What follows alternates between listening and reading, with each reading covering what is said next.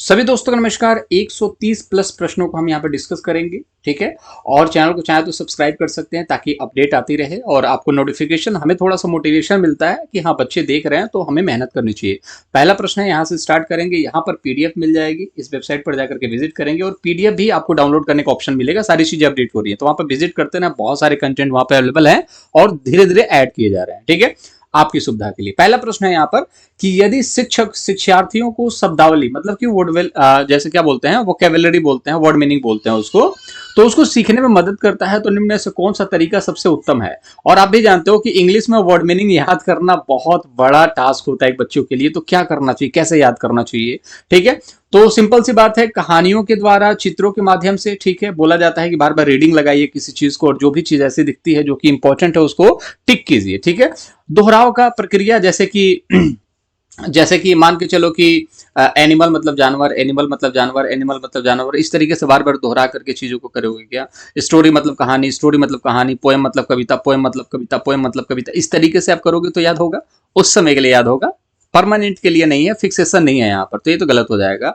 लिखित अभ्यास का प्रयोग करना, बार बार बोला जाता है बार बार लिखने से आपको चीजें याद होंगी। अरे आप लिख ही नहीं पाओगे, आप तो बोर हो जाओगे, आप कहोगे छोड़ो यार, कौन करे ये सारी चीजें, तो ये भी गलत तरीका है। बार बार लिखने से आप लिख करके याद नहीं कर सकते, ठीक है। कभी कभी कोई चीजें ऐसी होती है जो लिखने से थोड़ी सी चीजें दिमाग में फिट होती हैं, लेकिन वर्ड मीनिंग के साथ ऐसा नहीं है, शब्दावली के साथ ऐसा नहीं है, ठीक है। पाठ्य पुस्तकों का उपयोग, जैसे कि मान के चलो लिख करके कोई आप निबंध लिखना चाहते हो और कोई निबंध आप लिख रहे हो, तो जब निबंध पूरा लिखोगे ना आप, तो जब लिखोगे तो कुछ चीजें उसमें से याद रह जाएंगी, कुछ हेडिंग याद रह जाएगा और उस हेडिंग को मिला करके कुछ भी आप कंप्लीट कर सकते हो। लेकिन एक वर्ड मीनिंग को लिखना, लिखते रहो, ऐसे नहीं होने वाला, ठीक है। उसको बार बार रिवाइज करना पड़ता है, उसको किस तरीके से करना पड़ेगा वो चीज मैं आपको बता ही रहा हूं, ठीक है।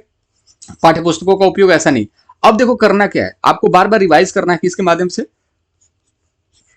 चित्र के माध्यम से, ठीक है। आपको बोला जाए डॉग मतलब कि कुत्ता, और आपको कुत्ता एक बार दिखा दिया जाए और बोला जाए कि ये है डॉग, तो आपको कभी नहीं भूलेगा।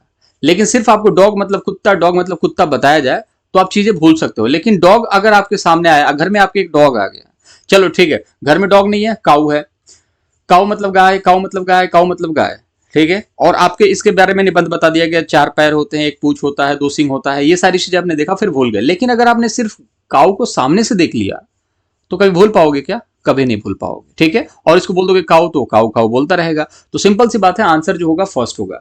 ये बहुत आसान सा प्रश्न था, लेकिन फिर भी मैंने समझाने की पूरी कोशिश करी ताकि चीजें फिट हो जाए दिमाग में, ठीक है। चलिए, बहुभाषावाद शिक्षा का एक ऐसा संसाधन है जिसका उद्देश्य क्या है। बहुभाषा मतलब कि आप यहां पर देखोगे बहुत सारी भाषाओं की बात की जा रही है। तो एक शिक्षित, आप जैसे कि मान के चलिए कि हम लोग सीटेट की प्रिपरेशन करते हैं, तो उसमें देखो 2 भाषाओं की बात की जाती है। लेकिन सीटेट में आप देखोगे न जाने कितनी भाषाएं हैं, आपको जिसमें सुविधा लगे आप उसमें आप अपना पेपर दे सकते हो। अब यहाँ पर क्या होता है कि बच्चे कई बार क्या होता है कि हिंदी देते हैं, संस्कृत देते हैं, हिंदी देते हैं, इंग्लिश देते हैं, बहुत सारे बच्चे हैं जो अपना मदर टंग देते हैं, आसामी भाषा देते हैं, ठीक है। तो बहुत सारी चीजें ऐसी हैं जो कि इसका उद्देश्य क्या है ये पूछने की कोशिश कर रहे हैं। इतने सारे लैंग्वेज हैं, इनको पढ़ने का उद्देश्य क्या है, तो यहां पर देखोगे अधिगम के लिए शिक्षार्थियों की भाषा का उपयोग करना, सीखने के लिए भाई बहुत इंपॉर्टेंट है, ठीक है। अगर मान के चलो हमें संस्कृत नहीं आती है और सीटेट में बोला जाए मैंडेटरी है संस्कृत, तो आप 4 गाली दोगे, कहोगे यार ये बेकार में संस्कृत कर दिया है, संस्कृत तो हमने आज तक पढ़ा ही नहीं, तो आपको अधिगम में दिक्कत होगी। तो सिंपल सी बात है, अधिगम में दिक्कत ना हो, अधिगम में आपको सुविधा मिले, इसीलिए इन भाषाओं का इस्तेमाल किया जाता है मोस्टली, कि जिस भाषा में आपको सुविधा लगे उस भाषा को आप सीखो। लेकिन बहुत सारी भाषाओं के बारे में बात किया जाता है, एक संसाधन है। आंसर नंबर फर्स्ट होगा, राइट आंसर होगा, ठीक है। चलिए अगला प्रश्न देख लेते हैं कि किसी पाठ्य सामग्री से कोई विशिष्ट सूचना निकालने के उद्देश्य से उस पाठ्य सामग्री के किसी अंश को बारीकी और गहनता के साथ पढ़ने का कौन सा अवबोधन कहलाता है। तो इसमें जो आधिकारिक उत्तर की हम बात करें तो आधिकारिक उत्तर जो होगा वो होगा अनुमानिक। लेकिन कई बारी क्या है ना कि स्थानिक भी सही आंसर माना जाता है। जैसे कि किसी विषय के बारे में अच्छा खासा नॉलेज है ना आपको, जैसे हिंदी आपको बहुत अच्छा से आप जानते हो, इंग्लिश बहुत अच्छा जानते हो, उसके बारे में बहुत अच्छा आपका कमांड है, तो उसको स्थानिक बोला जाता है, ठीक है। लेकिन आप देखोगे कि कोई ऐसा टॉपिक है जिसमें आपको बहुत अच्छी पकड़ है, जैसे हिंदी में आप ना, हिंदी में आप अलंकार अच्छा जानते हो, तो जो अलंकार में आपकी पकड़ है ना वो हिंदी अच्छा जानने वाले की नहीं है, क्योंकि हिंदी तो मान के चलो 20-25 टॉपिक हैं, उन सभी टॉपिक में अच्छा है, हल्का फुल्का सब में थोड़ा थोड़ा अच्छा है। लेकिन ये किसी में अच्छा नहीं है, लेकिन अलंकार में बहुत अच्छा है, उसको अनुमानिक कहा जाता है। ठीक है, तो अब यहाँ पर बोला जा रहा है कि किसी पाठ्य सामग्री से कोई विशिष्ट सूचना निकालने के लिए। पाठ्य सामग्री मतलब कि ये दोनों चीजें हो सकती हैं। पाठ्य सामग्री मतलब विषय भी हो सकता है और टॉपिक भी हो सकता है, उसके बीच का निचोड़ है। तो स्थानीय सही होना चाहिए, लेकिन सीटेट ने अनुमानिक सही माना है। तो यहां पर कोई सूचना आपने निकालने के उद्देश्य से कोई सूचना निकाला, और पाठ्य सामग्री के किसी अंश को बारीकी से समझना और गहनता के साथ पढ़ने वाले कौशल कहा जाता है, तो अनुमानिक कौशल कहा जाता है। ठीक है, तो किसी भी ऐसे टॉपिक को उठाया और गहनता के साथ उस पर बात कर रहे हो, उसको पढ़ रहे हो, उसको समझने की कोशिश कर रहे हो, तो ये अवबोधन जो कहलाता है, ये कहलाता है अनुमानिक। ठीक है, आंसर नंबर फर्स्ट जो होगा राइट आंसर होगा। पाठ्य सामग्री की बात की जा रही है, यहां पर याद रखना पाठ्य सामग्री की बात की जा रही है। ठीक है, पाठ्य सामग्री कौन सी होती है, जैसे कि मान के चलो कि पाठ्य सामग्री में अब इस चीज को देखो, विषय क्या है, विषय है आपका हिंदी। ठीक है, अब हिंदी में आपका देखो संधि है, समास है। ठीक है, संधि है, समास है, अलंकार है, तो ये सब क्या है, पाठ्य सामग्री है, पाठ के अंदर की सामग्री है। जैसे सब्जी बनाते समय बहुत सारी सामग्री का इस्तेमाल किया जाता है, तो इसमें पूछा जा रहा है किसी एक सामग्री को लेकर के अगर हम बात करें, तो किसी एक सामग्री को लेकर के बात करेंगे तो वो अनुमानित होता है, लेकिन पूरा अगर विषय लेकर के चलें तो वो होता है स्थानिक। चीजें समझ में आ रही हैं, तो ये अवबोधन अनुमानिक अवबोधन कहलाएगा। आंसर नंबर फर्स्ट होगा राइट आंसर। आई होप चीजें समझ में आ रही होंगी आपको। चलिए अगला प्रश्न देखेंगे, बहुत अच्छा प्रश्न है कि बहुबुद्धि के सिद्धांत के संदर्भ में मैंने आपको क्या बोला था, गार्डनर ऐसी चीज है ना कि गार्डनर से लेकर के आपको जो सवाल है वो ऐसा नहीं है कि सीडीपी में पूछे जाएंगे, ये इंग्लिश में भी आएगा और चौमस्की भी वैसे ही है, हिंदी में भी आएगा, क्योंकि यार इन्होंने भाषाई बुद्धि के बारे में तो बताया ही है ना, तो भाषा वाले सेक्शन में तो प्रश्न आएगा ही आएगा, इस चीज को समझेंगे। ठीक है, तो कौन सा बुद्धि भाषा से संबंधित है, भाषाई बुद्धि। प्रवाह सटीकता से संबंधित नहीं है, शब्दावली से कोई संबंधित नहीं है, दृश्य से कोई संबंधित नहीं है। गार्डनर ने 8 तरीके की बुद्धि बताई थी, मैं एक बार फटाफट बता देता हूँ। शब्द से तर्क किया जाता है, तार्किकता। ठीक है, अंतर मतलब कि दूसरे के मन में झांकना, अंतः मतलब खुद के मन में झांकना। ठीक है, तार्किक में गणितीय भी होता है, तो 1 हो गया, 2 हो गया। शाब्दिक मतलब शब्द वाला। ठीक है, ठीक है, जिसको भाषाई बुद्धि भी कहा जाता है। ठीक है, भाषाई, भाषा से तर्क किया जाता है, शब्दों से तर्क किया जाता है, इसे शब्दावली नहीं होगा। ठीक है, उसके बाद आता है आपका गतिज, नाचना और संगीतमय गाना। ठीक है, उसके बाद आता है प्राकृतिक बुद्धि, और प्रकृति का स्थान सर्वोत्तम है।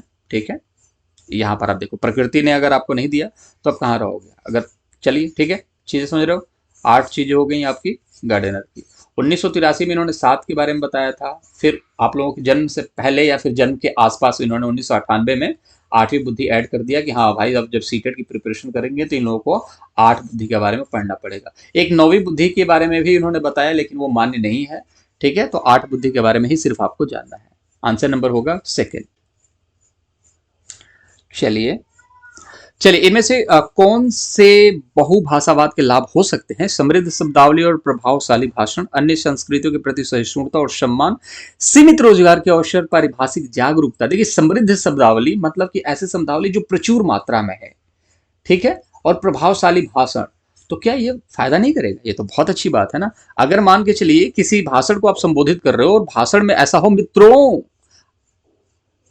सही बात है कि नहीं, करना चाहिए कि नहीं, तो ये सारी चीजें क्या है, प्रभावशाली भाषण है।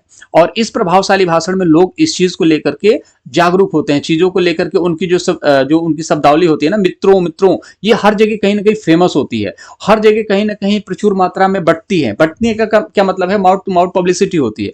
तो बहुभाषावाद का यही तो उदाहरण है। जैसे हरियाणा में कोई बोलेगा के करे, हमारी बेटियां कम है के, इस तरीके से है। और भोजपुरी में अलग है, खड़ी बोली में अलग है, हर एक भाषा अलग अलग है। लेकिन उन भाषाओं के लाभ क्या है कि प्रभावशाली भाषण में आप जब किसी भी भाषा को एक भाषा में, जैसे अगर शुद्ध हिंदी में अगर कोई भाषण दिया जाए तो प्रभावशाली नहीं होता है, लेकिन अलग अलग भाषाओं को मिक्स करके बोला जाए तो बहुत ज्यादा प्रभावशाली भाषण हो सकता है। ठीक है, तो आप देखोगे कि कोई भी भाषण में इंग्लिश भी है, हिंदी भी है, कुछ बीच बीच में श्लोक भी मार देते हैं कि कबीर ये दोहा कबीर ने ये कहा था, करत करत अभ्यास। ठीक है, अर्थार्थ, ये सारी चीजें, तो ये सारी चीजें प्रभावशाली भाषण के उदाहरण हैं। तो बहुभाषाता बहुत इंपॉर्टेंट है, हर एक भाषण में ये सारी चीजें होनी चाहिए। संस्कृतियों के प्रति सहिष्णुता और सम्मान, हाँ बिल्कुल सही बात है। अगर आप हिंदी बोल रहे हो और संस्कृत नहीं बोलोगे तो किसी को बुरा लग सकता है भाई, तो संस्कृत के 2-4 श्लोक भी मारो। ठीक है, तो सभी भाषाओं का सम्मान करना है, ऐसा नहीं है किसी भाषा को सम्मान ही ना दो, उसकी भाषा में कोई बात ही ना करी जाए, करना पड़ेगा भाई। अन्य संस्कृतियों के प्रति सहिष्णुता, हर एक चीज आपको आना चाहिए। भाषा में कितनी बार आप उर्दू बोल देते हो, अरबी बोल देते हो, लेकिन आपको पता नहीं होता। तो हर एक भाषा कहीं ना कहीं आप लोगों के लिए यहाँ पर बहुत सारे लाभ प्रोवाइड करती है। सीमित रोजगार के अवसर, ये गलत है, कोई भी चीज सीमित नहीं होनी चाहिए। सीमित में बस इंसान को ये रहना चाहिए कि अपने दायरे को समझे, अपने अधिकार को समझे, इसमें लिमिटेशन होनी चाहिए।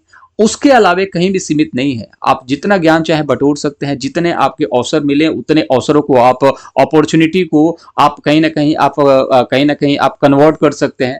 ठीक है, चांसेस में कन्वर्ट कर सकते हैं अपॉर्चुनिटी को। ठीक हो, तो यहां पर आप देखोगे कि परिभाषिक जागरूकता को लेकर के बात की जा रही है, तो ये भी राइट आंसर है। ठीक है, तो आंसर थर्ड जो होगा वो गलत हो जाएगा। जागरूकता जहां पर भी आ रही है वो तो बात सही हो गई ना, लेकिन आंसर नंबर थर्ड तो गलत हो गया। थर्ड यहां पर भी है, थर्ड यहां पर भी है, यहां पर तो नहीं है, यहां पर भी नहीं है। तो ए और बी तो दोनों सही है, परिभाषिक जागरूकता भी सही होता है, तो आंसर नंबर 4 जो हो जाएगा राइट आंसर हो जाएगा। क्योंकि यहां पर जागरूकता किसी भी चीज की बहुत अच्छी होती है। आप किसी भी चीज की जागरूकता देख लो, वो अच्छी है। आपको शराब नहीं पीना, आप जागरूक हो, अच्छी बात है। सिगरेट नहीं पीना, अच्छी बात है। ठीक है, पढ़ाई लिखाई को लेकर के जागरूक हो कि हाँ भर्ती आ चुकी है, हमें पढ़ाई करनी चाहिए, ये भी अच्छी बात है, इसमें बुराई क्या है। अब वाइगोत्स्की के अनुसार जब कोई बच्चा भाषा की मदद से अपने स्वयं के कार्यों को निर्देशित करता है, लेकिन वह भाषा दूसरों के लिए श्रव्य नहीं है, उसके वाचन को क्या कहेंगे। अब ये ऐसा ऐसा प्रश्न है जिसके बच्चे आंसर गलती करते हैं मोस्टली। ठीक है, तो ये मैं बता देता हूं इसका आंसर क्या है। एक होता है बोलना, ठीक है, एक होता है भाषण। ठीक है, आप खुद से जब बोलते हो तो उसको निजी संवाद कहते हैं, प्राइवेट स्पीच कहते हैं। ठीक है, जब खुद से आप बोलने लगते हो। लेकिन जब आप कोई बच्चा जो है भाषा की मदद से अपने स्वयं के कार्यों को निर्देशित करता है, लेकिन वह दूसरों जो वह भाषा दूसरों के लिए श्रव्य नहीं है, वो दूसरा कोई उसके लिए सुन नहीं सकता, उसको बोलते हैं आंतरिक भाषण। ठीक है, निजी भाषण भी कहा जा सकता है, लेकिन आधिकारिक तौर पर अगर आप देखोगे तो ये जो आंतरिक भाषण है इसको सही माना जाता है। प्राइवेट स्पीच, ठीक है, प्राइवेट स्पीच को निजी भाषण बोला जाता है। वाइगोत्स्की इस चीज के बारे में कहते हैं, वो किस लिए करते हैं, वो खुद को मोटिवेट करने के लिए, खुद को मोटिवेट करने के लिए, स्वयं को निर्देशित करने के लिए करता है। ठीक है, भाषा की मदद से अपने स्वयं के कार्यों को निर्देशित करने के लिए करता है, लेकिन वह भाषा दूसरों के लिए श्रव्य नहीं, वो भाषा दूसरे कोई नहीं सुन सकते। ठीक है, तो वो होता है आंतरिक भाषण। लेकिन अगर वही भाषा दूसरा कोई सुन लेता है तो उसको बोलते हैं निजी भाषण। आई होप चीजें समझ में आ रही होंगी, दोबारा से समझा देता हूं। देखिए, एक होता है आपका आंतरिक, जो कि आंतरिक जिसमें आप बोलोगे तो आप खुद ही सुनोगे, जैसे मन में बोलना जिसको बोलते हैं, आप खुद मन में बोल रहे हो। एक होता है प्राइवेट स्पीच, मतलब कि निजी भाषण। ठीक है, ये भी आप खुद से ही बोल रहे हो, लेकिन दूसरा सुन सकता है उसको। कितना अच्छा प्रश्न है, आप देखिए इस चीज को, प्रश्न कितना अच्छा बताया है इसमें कि दूसरा कोई नहीं सुन सकता।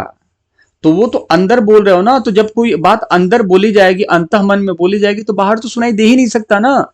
लेकिन निजी भाषण वो होता है कि बच्चा बोलेगा, खुद से ही बोलेगा कि मैं कर सकता हूं, मैं कर सकता हूं, लेकिन पापा कहेंगे हाँ बेटा क्या कर सकते हो, क्या बोल रहे हो अपने आप में यार, क्या कर सकते हो तुम, हाँ आज तक तो कुछ किए नहीं। तो ये सारी चीजें ना सुनाई देती हैं। तो निजी भाषण सुनाई देता है, दूसरे सुन सकते हैं, लेकिन आंतरिक भाषण कोई नहीं सुन सकता, इसीलिए आंसर नंबर फर्स्ट होगा आपका राइट आंसर।